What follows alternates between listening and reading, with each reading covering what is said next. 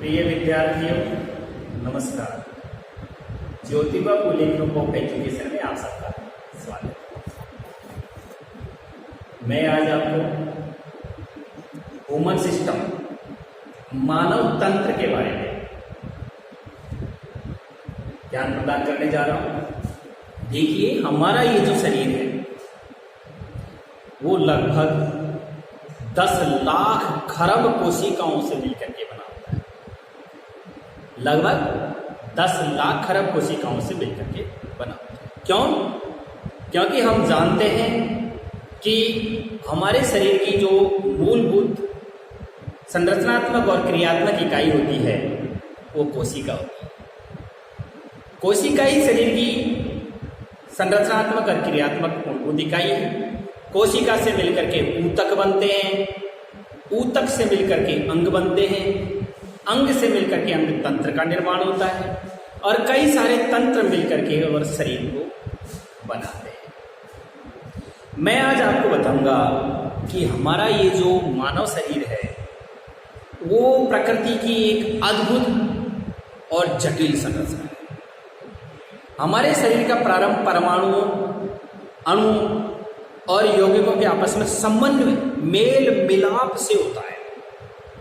मैं आपको बताऊंगा कि ये हमारे शरीर की जो कोशिका है, कोशिकाओं समान कार्य करने वाली कोशिकाओं का समूह मिलकर के ऊतक, समान कार्य के लिए प्रेरक ऊतक मिलकर के अंग, और अंग से हमारा तंत्र और कई तंत्र सारे मिलकर, जैसे पाचन तंत्र है, उत्सर्जन तंत्र है, परिसंचरण तंत्र है, श्रवण तंत्र है, घ्राण तंत्र है और दृश्य तंत्र है।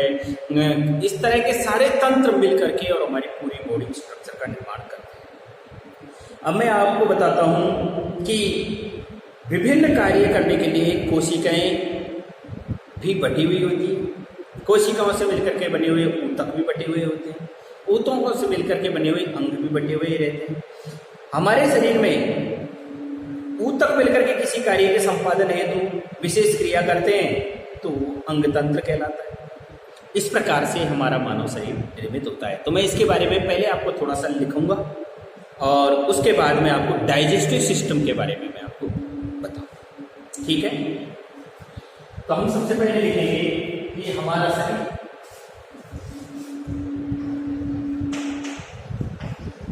मानव शरीर लगभग 10 लाख खरब कोशिकाओं से मिलकर बना होता है। यह शरीर प्रकृति की एक अद्भुत और जटिल संरचना है। यह शरीर प्रकृति की एक अद्भुत एवं जटिल संरचना है।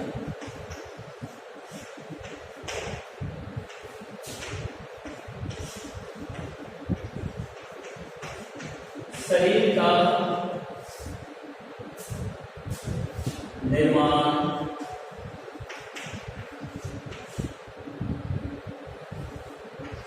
परमाणु, अणु एवं यौगिकों के द्वारा होता है। हम जानते हैं कि शरीर की मूलभूत संरचनात्मक और क्रियात्मक इकाई कोशिका होती है। हम जानते हैं कि शरीर की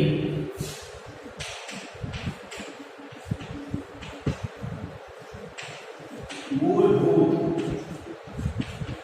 संरचनात्मक एवं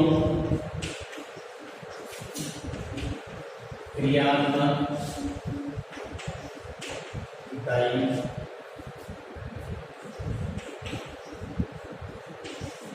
कोशिका होती है।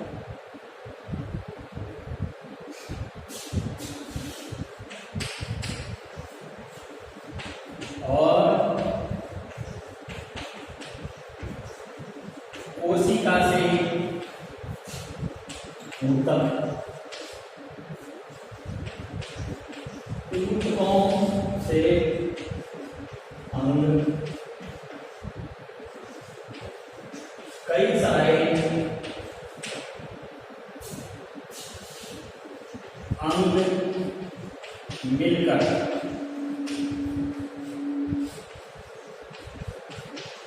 अंग तंत्र तथा बहुत सारे अंग तंत्र मिलकर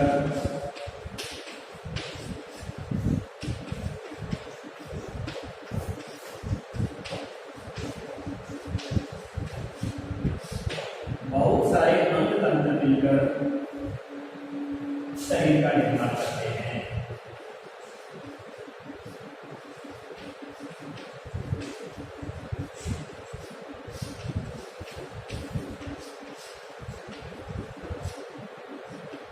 बहुत सारे अंग तंत्र मिलकर के क्या करते हैं? शरीर का निर्माण करते हैं। विभिन्न कार्य हेतु भिन्न कोशिकाएं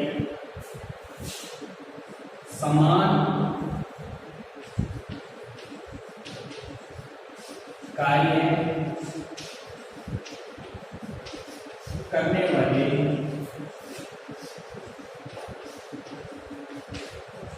कोशिकाओं, समान कार्य करने वाली कोशिकाओं के समूह को ऊतक कहते हैं।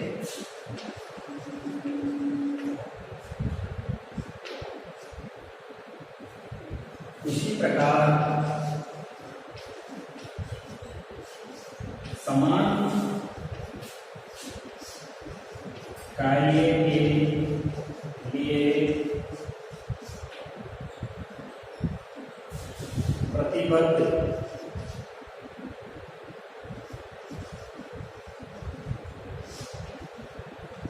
ऊतक ही अंग का निर्माण करते हैं।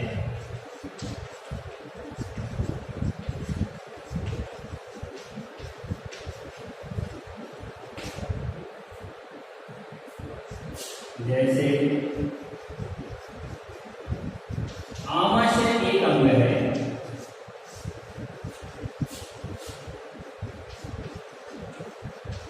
परंतु पाचन तंत्र में बहुत सारे अंग मिलकर के बनते हैं, परंतु पाचन तंत्र का निर्माण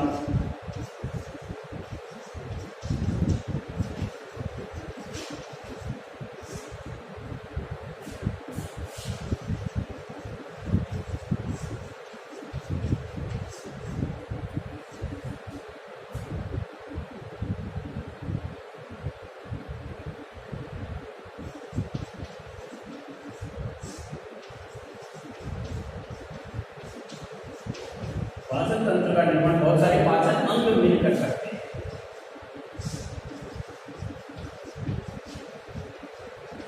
एक बार आप फिर देख लीजिए, मैंने लिखा है कि मानव शरीर का 10 लाख खरब कोशिकाओं से मिलकर के बना होता है। यह शरीर प्रकृति की अद्भुत और जटिल संरचना है। शरीर का निर्माण परमाणु, अणुओं और यौगिकों के द्वारा होता है। हम जानते हैं कि शरीर की जो मूलभूत संरचनात्मक और क्रियात्मक जो इकाई होती है उसको हम कोशिका कहते हैं। कोशिका से ऊतक बनते हैं, ऊतकों से अंग, कई सारे अंग मिलकर के अंग तंत्र का निर्माण करते हैं। जब बहुत सारे अंग तंत्र आपस में मिल जाते हैं तो फिर एक शरीर का निर्माण होता है। समान कार्य करने वाली कोशिकाओं समूह को ऊतक कहते हैं। और अगर मान लीजिए ऊतक ऐसे हो जो एक ही प्रकार के कार्य के लिए संबंधित हो तो वो अंग बन जाता है। कई सारे अंग जब एक ही कार्य करने हेतु जुड़ जाए आपस में तो वो अंग तंत्र बन जाता है।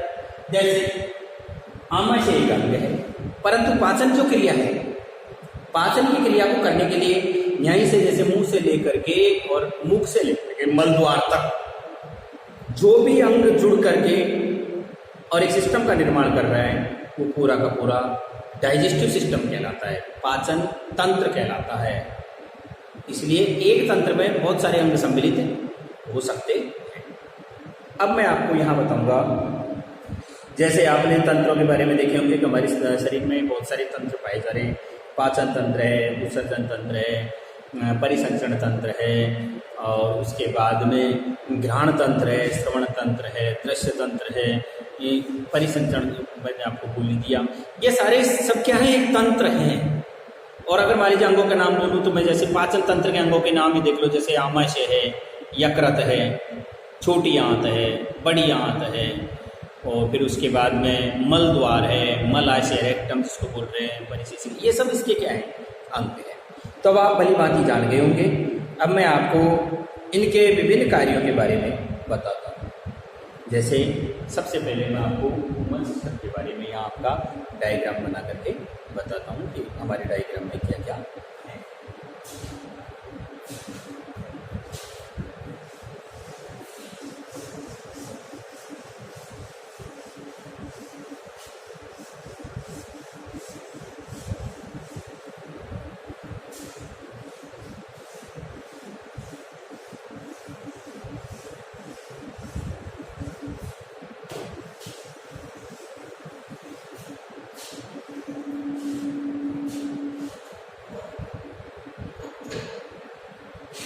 देखिए देखिए आप जैसे मान लीजिए यहाँ से ये हमारी नासिका है, ये हमारा मुंह आ गया, और यहाँ हमारी आँख है,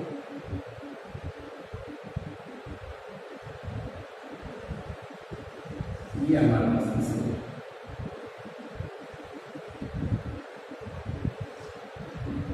और ये गर्दन,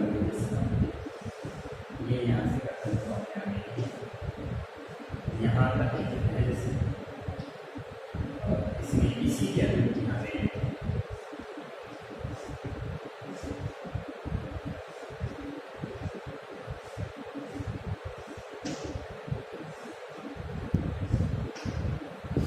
ये हमने यहाँ से। अब इसके पश्चात हम यहाँ से लेते हैं, जैसे मान लीजिए आहार भोजन की बनाएं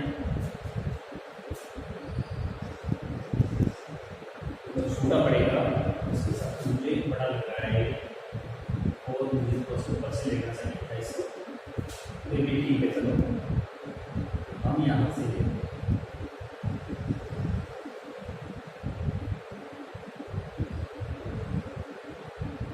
ये हमारी भोजन मिलेगा, और यहाँ तक आने के बाद हम देखते हैं कि ये हमारे भोजन किया। यहाँ जैसे मान लीजिए ये हमारी ज्यादा का आमाशय है, जो 1 से 3 लीटर करता।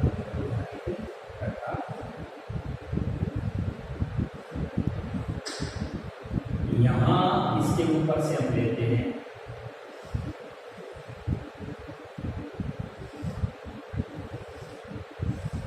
ये हमारा ये हमारा लीवर हो गया है, और लीवर के बीच में मैं आपको यहाँ हमारा एक कैसे बना देता हूँ।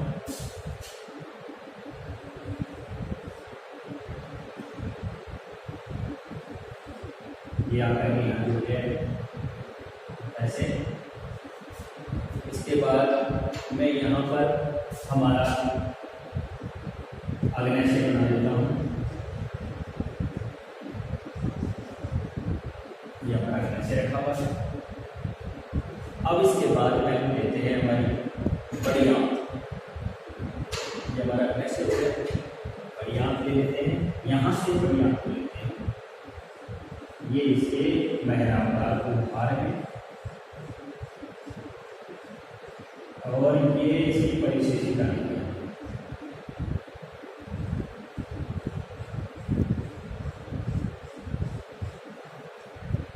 यहाँ से आकर के छोटी आंत होती है, रखिए यहाँ और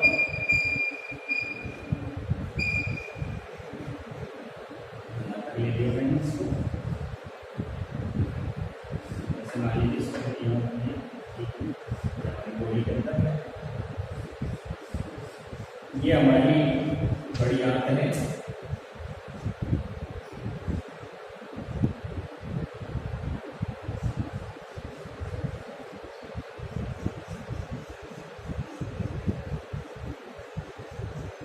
ये हो गया हमारा मलद्वार है यहाँ, ये मलद्वार आपको दिखाई दे रहा होगा सामने। अब देखिए इसमें जैसे मान लीजिए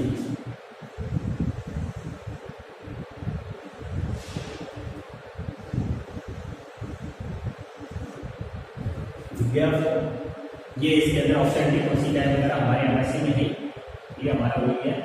यहाँ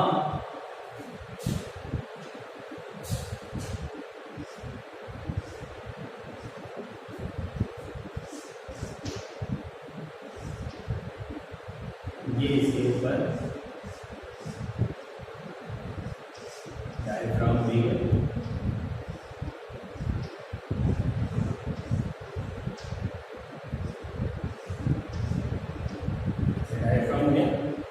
और डायफ्राम के बिल्कुल जस्ट आमाशय के पास में मैं आपको बता दूं कि हमारा क्या पाया जाता है, पित्ताशय पाया जाता है।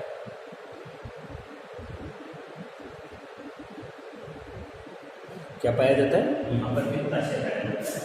ये लीहा हो गया इसे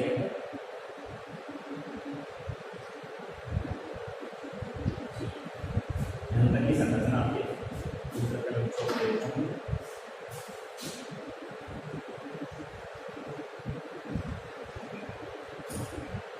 अब मैं आपको यहाँ जैसे मान लीजिए ये हमारी यहाँ की छुट्टियाँ और ये छुट्टियाँ आपके यहाँ से धीरे लगते हैं क्योंकि ये 8 से 10 मीटर लंबी होती है।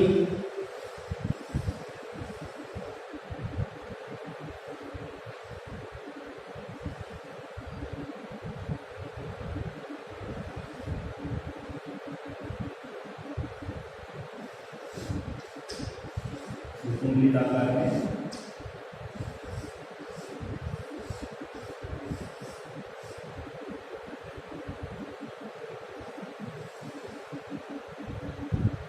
ये हमारी क्या होगी, छुट्टियाँ।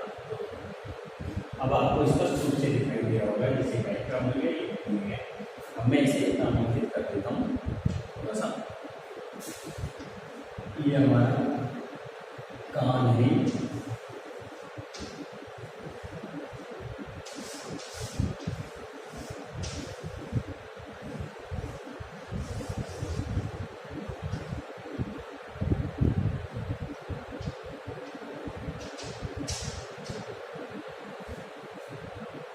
हो गया। अब इस पे अपन जो भी इसके नाम हैं वो लिख लेते हैं। जैसे मान लीजिए ये तो हो गया हमारा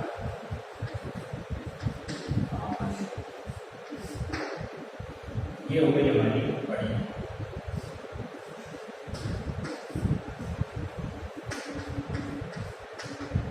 ये हो गई हमारी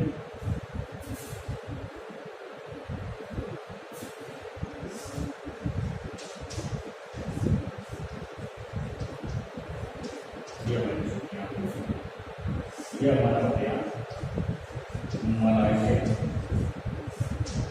ये हमारा हो गया मलद्वार,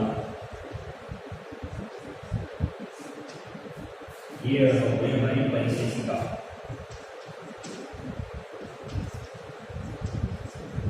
इसको हम अंग्रेजी में अपेंडिसाइटिस बोल देते हैं। और ये हमारा है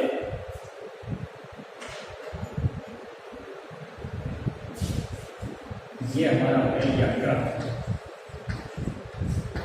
ये हमारा यकृत हो गया। ये इसके अंदर पित्ताशय हो गया और ये जो आपकी नली है ये पित्त नली हो गई।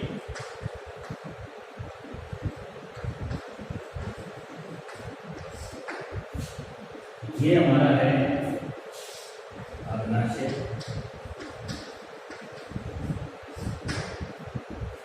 और ये हमारी रश्मि हुई।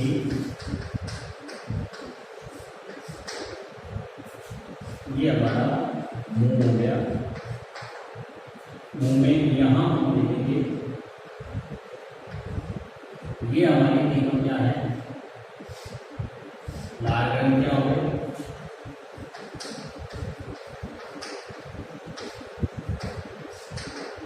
ये हमारी क्या हो गई, लाल ग्रंथियां हो गई। अब आपको स्पष्ट रूप से इस बात का पता चल रहा होगा कि ये हमारा किस तरह का पूरा सिस्टम हो गया है।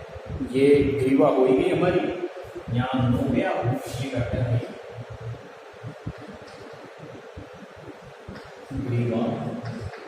ये यहाँ इस जगह पर क्या है, एपिग्लॉटिस है। एपिग्लॉटिस जिसको वेसिका बोलते हैं, एपिग्लॉटिस हो गया। अब हम यहाँ इसका ले लेते हैं बड़ी आंत में। एक तो बड़ी आंत के लिए क्या कर देंगे, अनुप्रस्थ, और इधर आरोही और उधर अवरोही। देखिए ये तो वैसा अवरोही,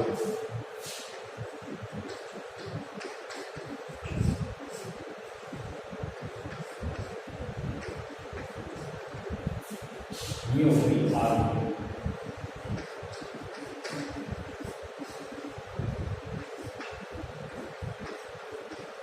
ये हो जाएगी अनुप्रस्थ। क्या हो जाएगी यहाँ पर, अनुप्रस्थ हो जाएगी।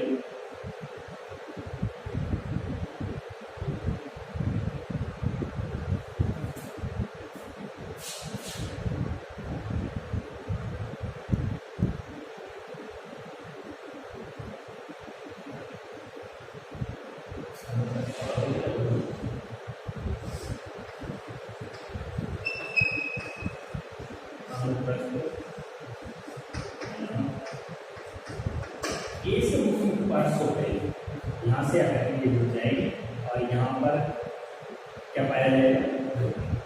अब हम सबसे पहले देखते हैं, सबसे पहली बात आती है हमारी मुंह की।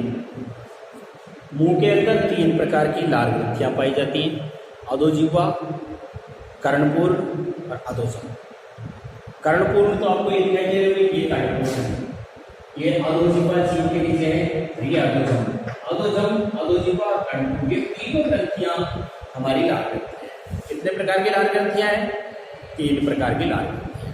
4 प्रकार के हमारे मुंह में दांत पाए जाते हैं, कृंतक, रदनक, अग्रचवर्णक और पश्चचवर्णक। ये 4 प्रकार के हमारे दांत होते हैं मुंह के अंदर, और 3 प्रकार की हमारी ग्रंथियां होती हैं। 3 प्रकार की ग्रंथियों में आपको दिखाई दे रहा होगा, अधोजिह्वा, अधोजम और कर्णपूर्ण। ये 3 तो हमारी ग्रंथियां हैं। और इसी के साथ साथ ही हमारे मुंह के अंदर 4 प्रकार के दांत होते हैं, कौन से, कृंतक दांत, रदनक दांत, अग्रचवर्णक दांत और पश्चचवर्णक दांत। 4 प्रकार के हमारे क्या पाए जाते हैं, दांत पाए जाते हैं। और दांतों के पश्चात हमारा भोजन, जैसे ही मुंह के अंदर ये बताया गया है कि एक बाइट को चबाने के लिए जितने हमारे मुंह में दांत हो उतनी बार चबाना चाहिए, और कितना बड़ा होना चाहिए, लगभग हमारे अंगूठे के प्रथम पोर के बराबर भोजन होना चाहिए एक बाइट्स के अंदर। एक बार टुकड़ा जो मुंह में ले हम भोजन का, और फिर उस टुकड़े को भली भांति मुंह में कम से कम 32 बार चबाना चाहिए। जैसे ही हम 32 बार चबाएंगे, उसके अंदर टाइलून नामक जो लार है जीभ से अच्छी तरह मिल जाएगी, और जब जीभ से लार अच्छी तरह मिल जाएगी उसका पाचन होना अच्छा शुरू हो जाएगा। कहा भी गया है कि यदि भोजन को जो काम दांत नहीं करेंगे, अगर हमने उसको मोटा चबा करके और निगल लिया तो उस काम को आंतों को करना पड़ेगा। फलस्वरूप हमारी आंतें क्या हो जाएंगी, थक करके बाहर आ जाएंगी और पेट उभर करके बाहर आने लगेगा। इसलिए सबसे पहला काम, भोजन को भली भांति चबाना चाहिए। कम से कम मुंह में ही इतना चबाएं कि भोजन में पाया जाने वाला ग्लूकोज शर्करा में बदल जाए, हमारा भोजन मीठा लगने लग जाए। कम से कम कितनी बार चबाएं, 32 बार चबाएं। कितना बड़ा हो टुकड़ा, अंगूठे के पोर के बराबर का हो। इससे ज्यादा बड़ा वाइट टुकड़ा नहीं लें, क्योंकि ज्यादा बड़ा टुकड़ा लेंगे, कम चबाएंगे, पेट के अंदर जाएगा, पाचन क्रिया में डिस्टर्ब होगा, एयर बढ़ेगी, पेट फूल जाएगा, आंतें जल्दी थक जाएंगी। अब आप समझ गए होंगे कि सबसे पहले मुंह के अंदर भोजन का टुकड़ा डालते हैं। मुंह के अंदर भोजन का टुकड़ा डालने के बाद में हमारी अंकुर, अधोजीवा, अधोचम, तीनों लार ग्रंथियों से लार निकलती है। मैं आपको शॉर्टकट में समझा रहा हूँ, पहले डिटेल से लिखवा करके बाद में बताऊंगा। इन लार ग्रंथियों से भोजन मिलता है, भोजन मिलने के बाद में जिसके साथ चिकना हो जाता है, यहां पर हमारे गले में इस तरह से उपास्थि के बने हुए लगभग 15 से 20 छल्ले पाए जाते हैं, जो हमारी श्वास नली और भोजन नली को क्या नहीं करने देते हैं, चिपकने नहीं देते हैं। गले में ही हमारे जहाँ पर ग्रसिका है वहां पर एपिग्लॉटिस पाया जाता है, जो भोजन को श्वास नली में नहीं जाने देता और श्वास को भोजन नली में नहीं जाने देता। इसीलिए कहा गया है कि भोजन करते वक्त बात नहीं करनी चाहिए। क्यों? क्योंकि उससे एपिग्लॉटिस का कार्य डिस्टर्ब हो जाता है और कई बार भोजन नली में नहीं जाकर के और श्वास नली में प्रवेश कर जाता है। फलस्वरूप हमको हिचकियां आने लग जाती है, हमको जोर जोर से हिचकियां आने लग जाती है, और अगर ज्यादा मात्रा में कभी भोजन फेफड़े के अंदर चला गया तो व्यक्ति की बहुत ज्यादा कंडीशन खराब हो जाती है। तो हमें भोजन करते समय इसीलिए बात कम से कम और नहीं करनी चाहिए। भोजन लिसलिसा हो गया, ताकि हमारे भीतर की जो कला स्तर है, भोजन नली के अंदर पाया जाने वाला उसका जो स्तर है, तल है, वो किसी प्रकार से क्षतिग्रस्त न हो। इसलिए हमारी जीभ क्या करती है, भोजन को उलट पलट करके और दांतों के नीचे दे करके बड़े टुकड़ों को छोटे टुकड़ों में बदलती रहती है। ये काम किसका होता है? जीभ का। बार बार पलटना, दांतों के नीचे देना, मुंह में 32 बार चबाओ, उसके बाद उसे एपिग्लॉटिस की क्रिया के द्वारा ग्रसी से होता हुआ भोजन सीधा कहाँ पहुंच जाता है? आमाशय में पहुंच जाता है। अब आमाशय एक जे आकार की पाचन अंग ग्रंथि है। कैसी आकृति का है? जे आकृति का। देखो ये आपको दिखाई दे रहा होगा, इस तरह से मुड़ा हुआ जे। कैसी आकृति का बना हुआ दिखाई दे रहा है? जे की आकृति का बना हुआ दिखाई। और इसमें 1 से 3 लीटर तक भोजन को धारण करने की क्षमता पाई जाती है। कितना? 1 से 3 लीटर। 1 से 3 लीटर भोजन को धारण करने की क्षमता होती है। 4 घंटे में अपनी क्रियाविधि पूरी कर लेता है। इसकी जो त्वचा है, जो स्तर है, इसके अंदर श्लेष्मा ग्रंथियां पाई जाती है। क्या पाई जाती है? यहाँ पर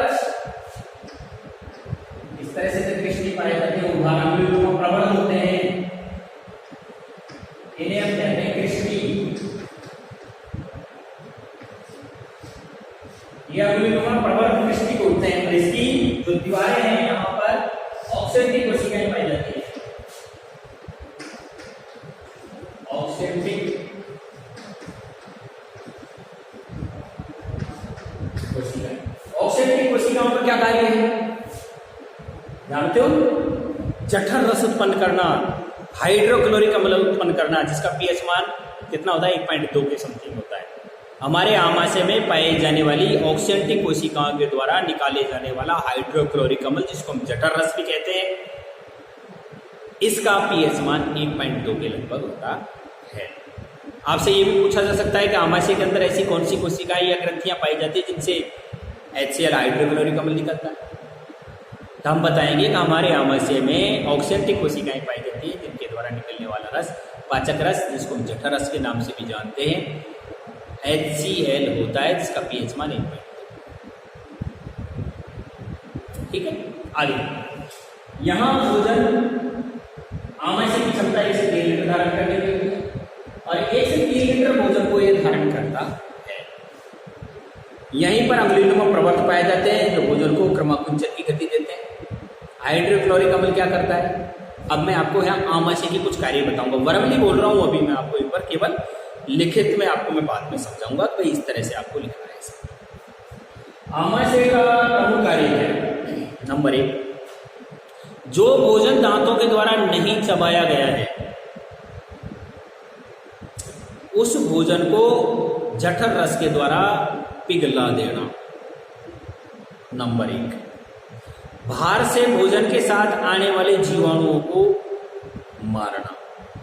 तो भोजन को सड़ने से बचाना। जैसे मान लीजिए रोटी का टुकड़ा है, उसको पानी में भिगो करके 3-4 घंटे आप रख दीजिए, बाद में सूंघ करके देखिए उसमें बदबू आएगी। तो 3-4 घंटे हमारे आमाशय में जब भोजन रहता है तो वो भी सड़ जाएगा। परंतु उसे सड़ने के बचाने के लिए कौन से होते हैं? ऑक्सेंटिक कोशिकाओं के द्वारा निकलने वाला HCl काम करता है। आपसे कहा जाएगा आमाशय के कार्य बताइए, तो आप बताओगे कि भोजन को सड़ने से बचाता है, बाहर से आने वाले जीवाणुओं से रक्षा करता है, भोजन के बड़े टुकड़ों को छोटा तोड़ता है, इसमें पाए जाने वाले आमाशय के अंदर जो क्रिस्टी होते हैं, उंगलीनुमा प्रवर्ध होते हैं, उन प्रवर्धों की सहायता से भोजन को क्रमाकुंचन की गति प्रदान करता है, रसांकुरों के द्वारा उसमें पचने वाले भोजन को। सबसे ज्यादा भोजन को सुरक्षित करने का कार्य आमाशय के द्वारा ही किया जाता है। भोजन के माध्यम को अम्लीयता प्रदान कर दी जाती है। कहां पर? आमाशय। यहां पर कपाट पाया जाता है,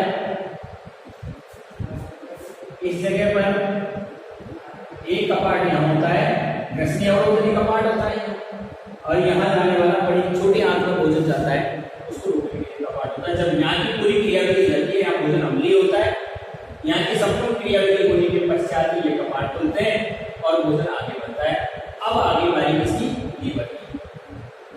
हमारा यकृत क्या करता है? वसा का पायसीकरण करता है। पित्ताशय के द्वारा निकलने वाला पित्तरस इसमें मिला दिया जाता है, और भोजन का जो अम्लीय माध्यम है उसको क्षारीय माध्यम में बदलने का कार्य हमारा पित्ताशय करता है। पित्ताशय के द्वारा जो निकलने वाली पित्त नलिका है वो भोजन को यहाँ ला करके आमाशय की जो अंतिम स्थिति है वहां पर ला करके पित्ताशय के द्वारा निकलने वाला पित्तरस मिला दिया जाता है, और इस पित्त के कारण ही भोजन का अम्लीय माध्यम नष्ट होकर के क्षारीय माध्यम, जब अम्ल और क्षार आपस में क्रिया करते हैं तो भोजन उदासीन हो जाता है, और क्या नाम से उदासीन पीएच मान और पानी बन जाता है, जिससे भोजन पचने की क्रिया आगे बढ़ती है। और इसी पित्ताशय के द्वारा निकलने वाले पित्तरस के मिल जाने के कारण हमारा मल है उसका रंग भी पीला होता है, यहाँ तक ही पीला।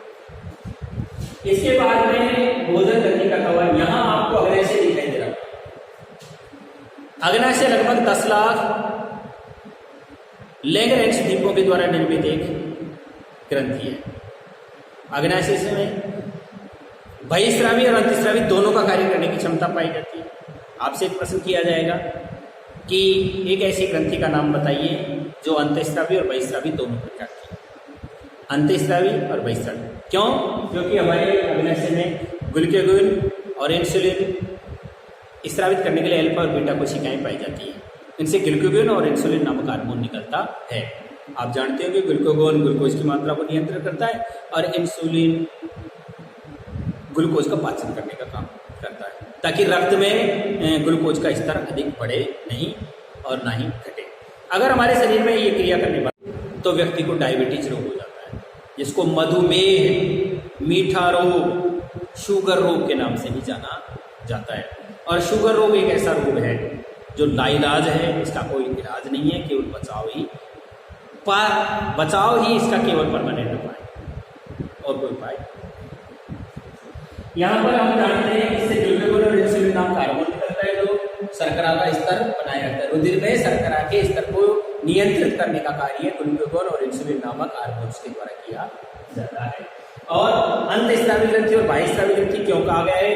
अंतःस्रावी ग्रंथि किसे कहते हैं? ऐसी ग्रंथियां जिनके द्वारा निकलने वाले विशेष प्रकार के रसायनों को बिना किसी नलिका की सहायता सीधा रुधिर में मिला दिया जाता हो, ऐसी ग्रंथि को अंतःस्रावी ग्रंथि कहते हैं। बाह्यस्रावी को कहते हैं क्योंकि ये बाह्यस्रावी ग्रंथि इसलिए क्योंकि हार्मोन का स्राव करती है, तो रुधिर में भी मिलता है और बिना नलिकाओं के भी रुधिर में बिल्कुल। यहाँ से आगे हमारा भोजन सीधा कहाँ प्रवेश कर जाता है? छोटी आंत में प्रवेश कर जाता है। और छोटी आंत के भी हमारे कितने भाग हैं? 3 भाग हैं। एक इलियम, जेजुनम, डोडिनम, उसी तरह से एलिमेंट्री कैनल, कोलन, सीकम आदि पाए जाते हैं। तो मैं आपको बताऊंगा जैसे छोटी आंत सबसे ज्यादा लगभग इसकी जो होती है 8 से 10 मीटर। छोटी आंत की लंबाई कितनी होती है? लगभग 8 से 10 मीटर होती है। इस बात को भी हम जानते हैं कि जो वेजिटेरियन होते हैं उनकी छोटी आंत बड़ी होती है, लंबाई ज़्यादा होती है, क्योंकि उनको स्टार्च और सेलुलोज का पाचन करना होता है। और जो मांसाहारी प्राणी होते हैं उनकी छोटी आंत साइज में बजाय शाकाहारियों के छोटी होती है। मैं आपको बताऊं कुछ सबसे ज्यादा भोजन के पाचन का कार्य छोटी आंत में ही किया जाता है। यहीं पर भोजन का पायसीकरण, वसा का पाचन, कार्बोहाइड्रेट्स, विटामिन, प्रोटीन, खनिज आदि सबका पाचन करने का कार्य छोटी आंत में ही किया जाता है। छोटी आंत में भोजन को क्रमाकुंचन की गति के द्वारा आगे बढ़ाया जाता है। यहाँ आने पर भोजन बिल्कुल लिक्विड हो जाता है, पानी की तरह हो जाता है, जिसमें छोटी आंत में पाए जाने वाले अम्लीनुमा प्रवर्ग, जिनको हम कृष्टि कह रहे हैं, रसांकुर कह रहे हैं, वो रसांकुर के द्वारा उस भोजन में से अच्छी अच्छी चीजों को क्या किया जाता है, लाभदायक चीजों को अवशोषित कर लिया जाता है। और लाभदायक चीजों को अवशोषित करने के बाद में जो पचित भोजन है उसको क्रमाकुंचन की गति के द्वारा आगे गति प्रदान कर दी जाती है। और इसी तरह से गति करता हुआ भोजन हमारे प्रवेश कर जाता है। कहाँ से? यहाँ से भोजन यहाँ से चल करके आएगा देखो, और यहाँ से इस तरह से हमारे क्या कर जाएगा, ये बड़ी आंत में भोजन प्रवेश करता है। बड़ी आंत में जो भोजन प्रवेश करने के बाद इसमें आपको बहुत सारे रसायन दिखाई दे रहे हैं। हमारे द्वारा जो भी दवाइयाँ वगैरह ली जाती है, इस सब का पाचन भी आकर के बड़ी आंत में ही होता है। भोजन का पूर्ण तरह से अवशोषण का कार्य भी कहाँ किया जाता है? बड़ी आंत में किया जाता है। ये 1-1.5 मीटर लंबी मोटी अंगूठे की जितनी मोटाई की आंत होती है हमारी। कितनी? अंगूठे की जितनी मोटाई। इसके 3 भाग है, ये अवयवी, आरोही और अनुप्रस्थ। तीनों क्षेत्रों से लेकर यहाँ आकर के 20 सेंटीमीटर लंबा हमारा रेक्टम पाया जाता है, मलाशय पाया जाता है। एक थैली होती है श्लेष्मा ग्रंथियों से युक्त, लचीली थैली होती है, जिसके अंदर पचित भोजन में से सारी चीजों को अवशोषित करने के पश्चात शेष बचा हुआ कचरा आकर के इकट्ठा हो जाता है और समय समय पर मल द्वार के द्वारा क्रमाकुंचन की गति से शरीर से बाहर निकाल दिया जाता है। आपको दिखाई दे रही छोटियां, ये कुंडलित होती है। इस तरह से कुंडली मार करके 8 से 10 मीटर, आप 8 मीटर का मतलब हो गया, आप लगाइए 1 मीटर में 3 तो 20-22 फीट लंबी आंत होती है हमारी। तो यहाँ देखिए, यहाँ इसमें ये घूम घूम करके इस तरह से बड़ी हुई रहती है। 8 से 10 मीटर की लंबाई संपूर्ण आंत की होती है भाई। और इसमें से 7 मीटर अकेली मेरे हिसाब से छोटी आंत पाई जाती है। अलग अलग किताबों में अलग अलग नाप को बताई गई है, मैं आपको यह बता रहा हूँ। उसके बाद हमारा मल गता यहाँ से परिसेचीका, ये देखो अपेंडिसाइटिस होती है, इसको हम अवशेषीय अंग के रूप में जानते हैं। वैसे इसका हमारे शरीर में कोई कार्य नहीं है। मैं एक परिभाषा और बताऊं, अवशेषांग या अवशेषी अंग किसे कहते हैं? मनुष्य के शरीर में पाए जाने वाले 4 अवशेष अंगों के नाम बताइए, ऐसा प्रश्न किया जा सकता है। अवशेषी अंग से तात्पर्य है कि ऐसा अंग जिसका हमारे शरीर में कोई उपयोग नहीं होता हो, परंतु फिर भी वो प्राचीन काल से हमारे पूर्वजों से हमें हस्तांतरित होता हुआ आ रहा है, अवशेषांग कहलाता है। मनुष्य के शरीर में पाए जाने वाले अवशेषांगों के नाम बताइए, जैसे अक्कलदाढ़, हमारी भौहें बरोनिया, निमेशिक पटल, परिशेषिका, आंत्र में पाई जाने वाली बड़ी आंत्र, ये 4 है। कितनी है? 4। कौन कौन सी है? आपको स्पष्ट रूप से पता चल गया कि मनुष्य के शरीर में पाए जाने वाली अवशेषांग, निमेशक पटल जो हमारे आंख के यहाँ आगे पाया जा रहा है, ये दोनों कॉर्निया के पास, ऊपर पाई जाने वाली बरोनिया, भौहें, इनका भी कोई कार्य नहीं। अक्कलदाढ़ जो बाद में उगती है, और हमारे शरीर में पाई जाने वाली क्या? परिशेषिका। ये 4 मनुष्यों में पाए जाने वाले अवशेषांग हैं। अब मैं आपको बृहदांड, क्षुद्रांड और इसके बारे में हल्की जानकारी प्रदान कर चुका हूँ। अब आपका पॉइंट शुरू होता है पाचन तंत्र। अब पाचन तंत्र में आप लिखेंगे हमें भोजन की आवश्यकता क्यों होती है और भोजन किसे कहते हैं, संतुलित भोजन किसे कहते हैं। संतुलित भोजन से तात्पर्य अब आप समझ गए होंगे कि ऐसा भोजन जिसमें सभी प्रकार के शरीर की आवश्यकताओं के अवयव मौजूद हो, उचित मात्रा में, क्या कहलाता है? संतुलित। हमारे संतुलित भोजन के प्रमुख अंग क्या है? हमारे कार्बोहाइड्रेट्स, वसा, विटामिन्स, प्रोटीन, खनिज लवण और शुद्ध जल, ये हमारे संतुलित भोजन के 6 प्रमुख अंग हैं। कितने हैं? 6। कौन कौन से? कार्बोहाइड्रेट्स, वसा, विटामिन्स, प्रोटीन, खनिज लवण और शुद्ध जल। ये 6 चीजें हैं कि उचित मात्रा में हमारे शरीर के लिए संतुलित भोजन के लिए आवश्यक। उचित मात्रा में क्या आवश्यकता से अधिक यदि आपने कार्बोहाइड्रेट्स खाया तो आपको शुगर हो जाएगा। उचित मात्रा में वसा नहीं खाकर आपने आवश्यकता से अधिक वसा को खाया है तो भी आपके शरीर में फैटी हो जाएगी, चर्बी बढ़ जाएगी, त्वचा के नीचे अतिरिक्त वसा का जमावड़ा हो जाएगा, फलस्वरूप आपका बॉडी मास इंडेक्स बढ़ जाएगा, वेट बढ़ जाएगा, शरीर भार से युक्त हो जाएगा। उसी प्रकार से आपने आवश्यकता से अधिक अगर प्रोटीन की मात्रा ली तो शरीर पर बालों की मात्रा बढ़ जाएगी, अनावश्यक रूप से कोशिकाएं वृद्धि कर जाएंगी। तो अगर मान लीजिए आपने संतुलित मात्रा में विटामिन नहीं लिए हैं, A B C D E आदि, तो इनसे होने वाले रोग उत्पन्न हो जाएंगे। उचित मात्रा में यदि आपने क्या नाम से शुद्ध जल का उपयोग नहीं किया तो आपको कई प्रकार की समस्याओं, एलर्जी रोग है, डिहाइड्रेशन है, भोजन का ठीक ढंग से पाचन नहीं होना है, अपच, कब्ज, आंव आदि की शिकायत होती चली जाएगी। तो यहाँ मेरे कहने का तात्पर्य यह है कि संतुलित भोजन आवश्यक है। भोजन हम इसलिए करते हैं ताकि हमारे शरीर को सुचारू रूप से चलाने के लिए किसकी मात्रा मिलती रहे, ऊर्जा की मात्रा मिलती रहे। जब हम आवश्यकता से अधिक जितनी कैलोरी जब हमारे शरीर में बर्न हो रही है उससे ज़्यादा अगर भोजन कर लेते हैं तो हमारे शरीर में एटीपी के रूप में, एडिनोसिन ट्राइफॉस्फेट के रूप में ऊर्जा एकत्रित होती चली जाती है।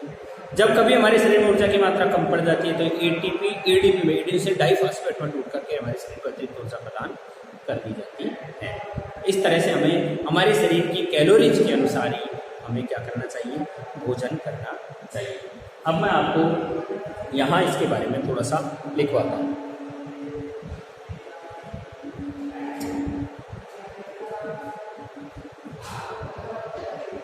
जैसे मानव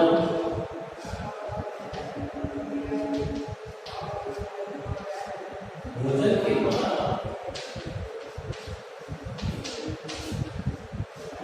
शरीर को आवश्यकता के अनुसार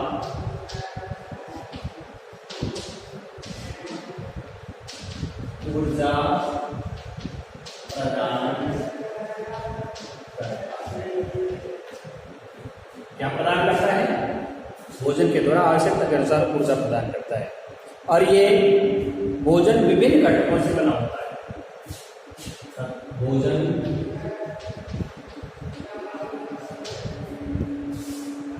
विभिन्न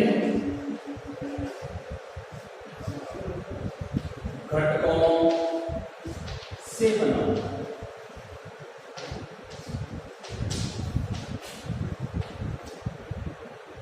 जिसमें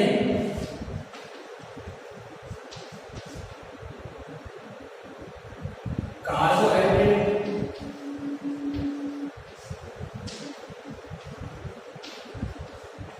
वसा, विटामिन, प्रोटीन,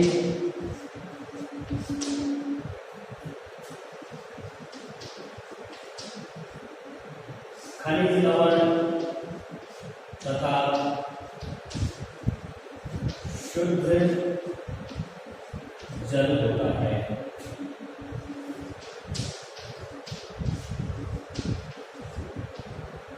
तथा क्या होता है?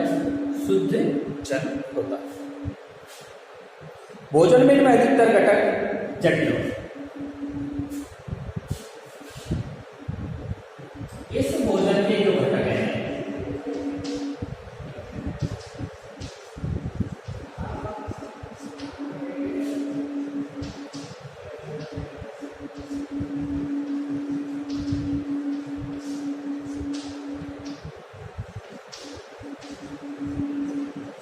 अब इन जटिल घटकों को सरलीकृत करने की आवश्यकता होती है। और ये काम कौन करता है? हमारा शरीर करता है। शरीर में इन जटिल घटकों को सरलीकृत किया जाता है जिन्हें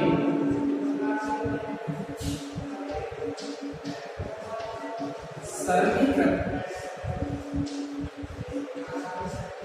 करने की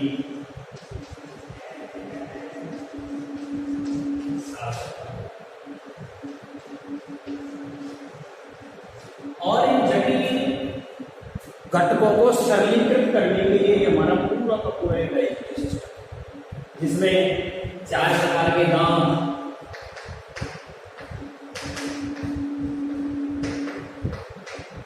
तीन प्रकार की लाल ग्रंथियां, कर्णपुर,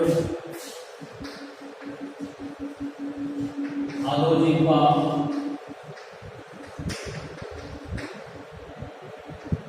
और अधोजम,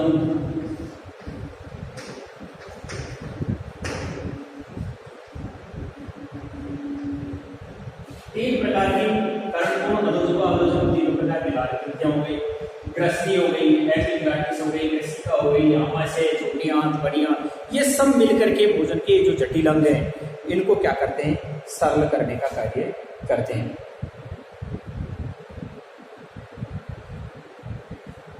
इस क्रिया को संपादित करने के लिए, इस क्रिया को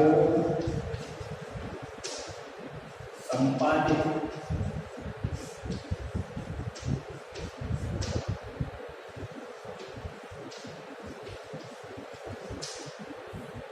भोजन के सरलीकृत करने के लिए, संपादित करने के लिए क्या होगा, भोजन के अंतर्ग्रहण से लेकर के मल त्याग करने का, भोजन के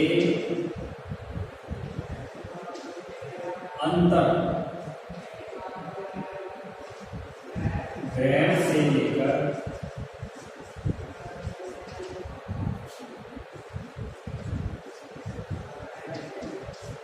मल त्याग तक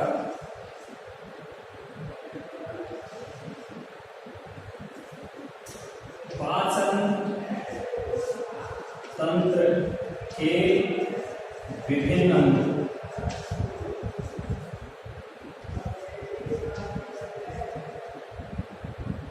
इन्हें जटिल से सरल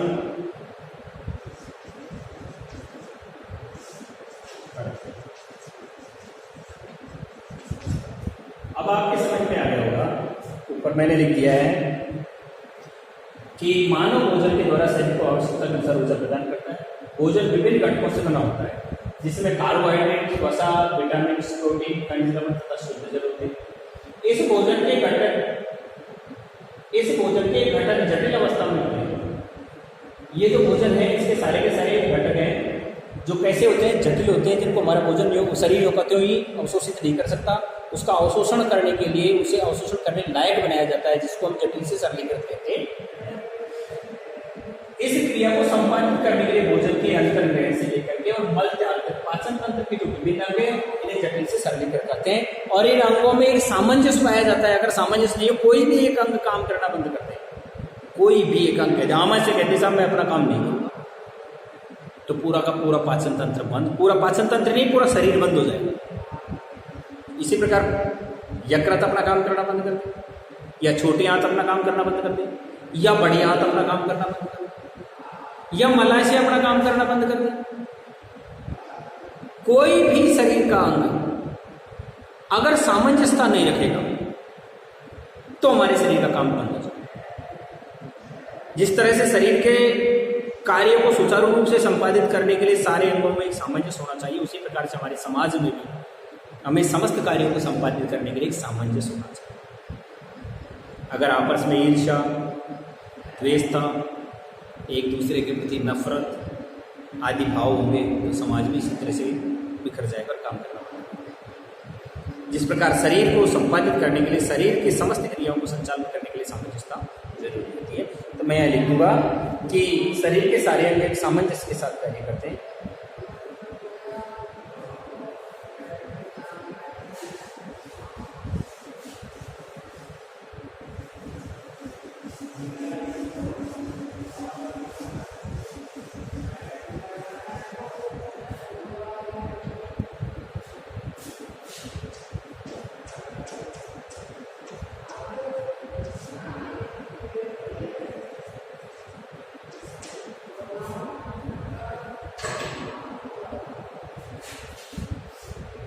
इसे हेतु हमारे शरीर के समस्त अंग एक साथ मिलकर सामंजस्य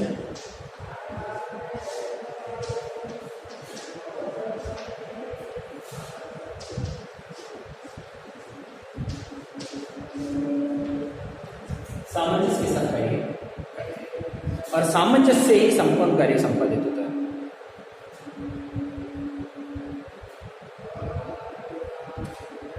पाचन तंत्र में सम्मिलित कौन कौन से विभिन्न अंग हैं जिनके मैं आपको बताता हूं। हमारे शरीर में पाचन से तंत्र से संबंधित अंग और ग्रंथियां पॉइंट डालेंगे हम। पाचन तंत्र से संबंधित अंग एवं ग्रंथियां।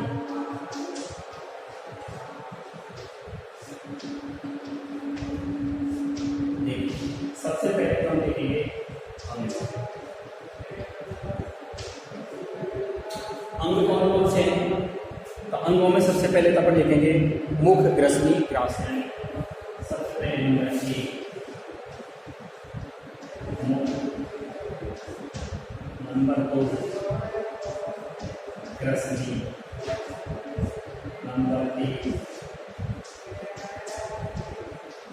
ग्रासनी, नंबर 4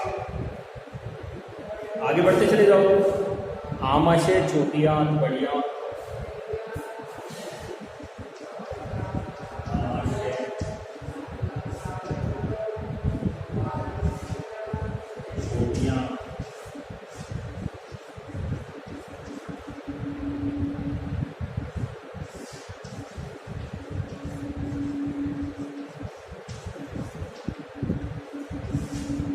बढ़िया। उसके बाद में क्या आ गया हमारा मलदुआ।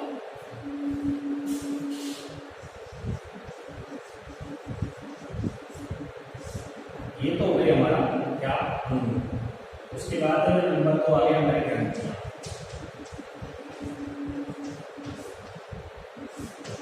ग्रंथियों में कौन कौन सी ग्रंथियां हैं। ग्रंथियों में पहली ग्रंथि है हमारी लाल ग्रंथि या ग्रंथि।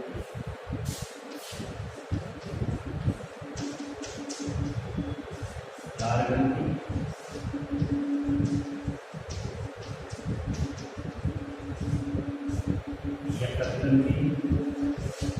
और नंबर 3 पे हो गया हमारा क्या ले लीजिए कि अग्न्याशय ग्रंथि।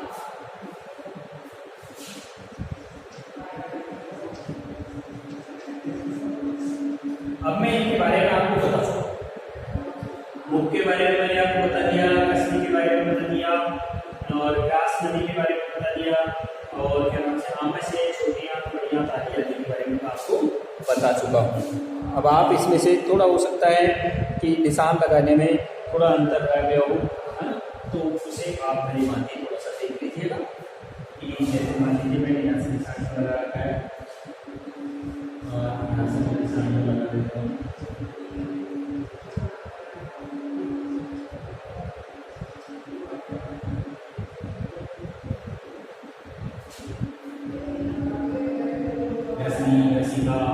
ठीक है ना, और तरह से आपको दिखाई दे रहा होगा भी गया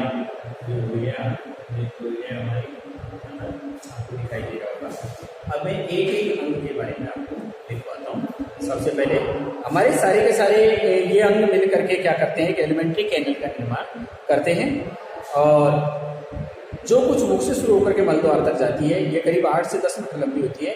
इसे पोषण नाल या डाइजेस्टिव कैनल भी कहा जाता है। आहार नाल का दूसरा नाम क्या है? आहार नाल का दूसरा नाम क्या है कि आहार नाल को हम पोषण नाल के नाम से भी जानते हैं। इसे हम क्या कहते हैं? पोषण नाल के नाम से भी जानते हैं। यहाँ से लेकर के मुंह से लेकर के यहाँ तक इसे हम पोषण नाल के नाम से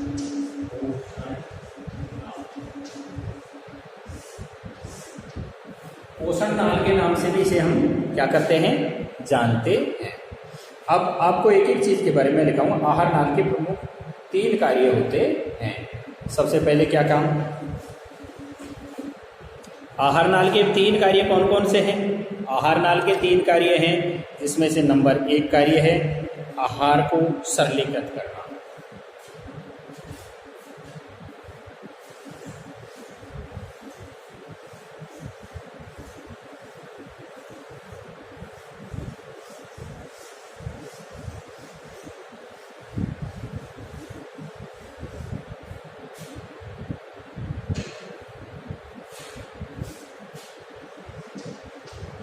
आहार नाल के प्रमुख कार्य नंबर 1 भोजन को सरलीकृत करना।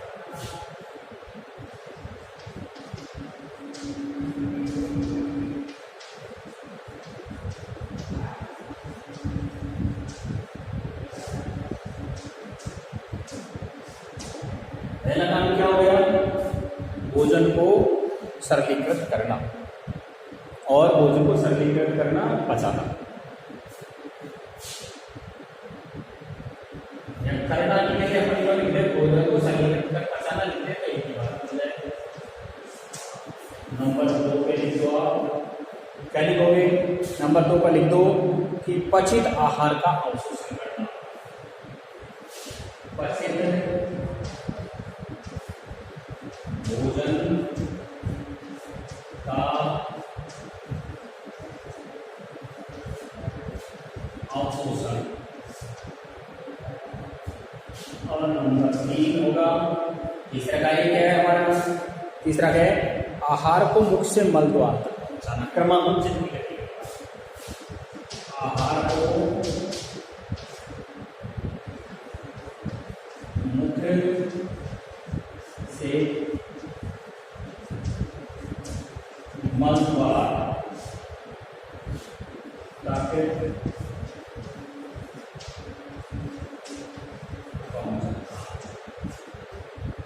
ये 3 कार्यक्रम होते हैं। कितने कार्य होते हैं? 3 कार्यक्रम होते हैं। मैं आपको इसके बारे में और भी बता चुका हूं पहले ही कि भाई पाचन कार्य करने के लिए आहार नाल में पाई जाने वाली जो ग्रंथियां हैं और पाचक रस है, डाइजेस्टिव जो सिस्टम को मिला करके और पूरा का पूरा पचाने के लिए जिम्मेवार होते हैं, और इसे पचाने हेतु विभिन्न प्रकार के एंजाइम और रस निकलते हैं। रासायनिक क्रिया के द्वारा भोजन को सरलीकृत किया जाता है, जिससे भोजन के स्वरूप में परिवर्तन हो जाता है, जटिल टूट करके और सरलता में बढ़ जाते हैं। आंतों के द्वारा उनका शोषण कर लिया जाता है। पचित भोजन रस में जैसे कार्बोहाइड्रेट्स, प्रोटीन, विटामिन, रस, एंजाइम जो भी हैं मिल करके उसको पोषक तत्वों को आहार नाल के विभिन्न घटकों के द्वारा कोशिकाओं की मदद से अवशोषित कर लिया जाता है। मुख से ग्रसित भोजन अपनी लंबी यात्रा में विभिन्न पेशियों के संकोचन और विस्तार से गति करता रहता है, और संवर्णी पेशियों क्या करते हैं? संवर्णी पेशियों की तरह भोजन, पाचित भोजन, रस तथा अवशिष्ट की गति को नियंत्रित करता है। हमारे भोजन को आहार नाल में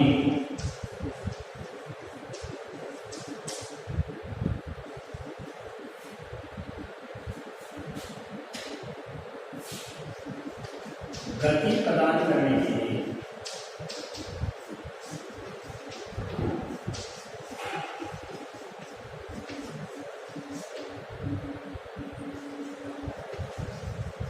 संवर्णी पेशियों का सहयोग प्रमुख रूप से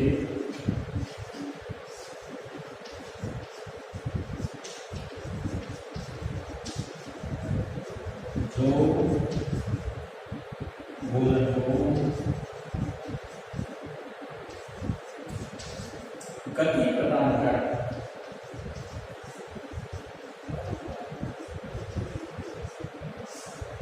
लंबी यात्रा कराता है।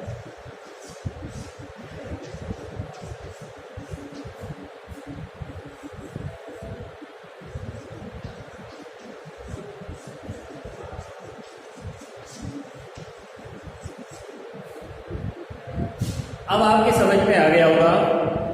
अब पाचन कार्य में प्रयुक्त होने वाले अंगों के बारे में मैं आपको बताऊंगा। पाचन कार्य में उपयोग होने वाले अंगों के बारे में बताऊंगा। आज के लिए यहाँ तक ही। धन्यवाद।